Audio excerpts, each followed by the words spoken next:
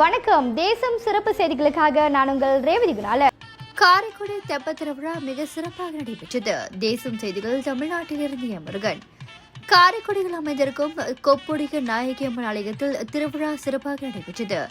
இந்த திருவிழாவை முன்னிட்டு இரவு தெப்பத் திருவிழா விமரிசையாக நடைபெற்றது. இதில் அதிகமான பக்தர்கள் கலந்து கொண்டு அம்மனை தரிசித்தனர். வண்ண வண்ண விளக்குகளால் அலங்கரிக்கப்பட்டு தெப்பத் திருவிழா மேலதாளங்கள் முழங்க அம்மனுக்கு சிறப்பு அலங்காரம் செய்யப்பட்டு சிறப்பு பூஜைகளோடு சிறப்பான முறைகள் நடைபெற்றது.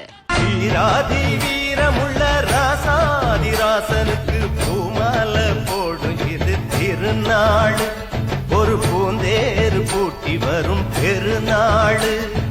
வீராதி வீரமுள்ள ராசாதிராசனுக்கு பூமால போடும் இது திருநாள். ஒரு பூந்தேறு பூட்டி வரும் பெருநாள்.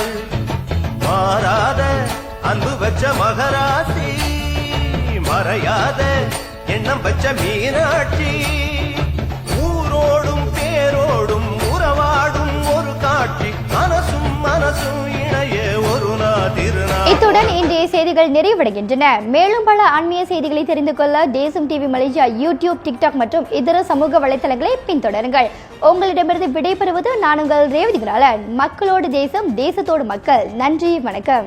ஒரு வீட்டுக்கு ஒரு பட்டதாரி எனும் நிலை போய் ஒரு வீட்டுக்கு பல மருத்துவர்களை உருவாக்கும் நடவடிக்கையில் இறங்கியுள்ளது எய்ம்ஸ் பல்கலைக்கழகம்.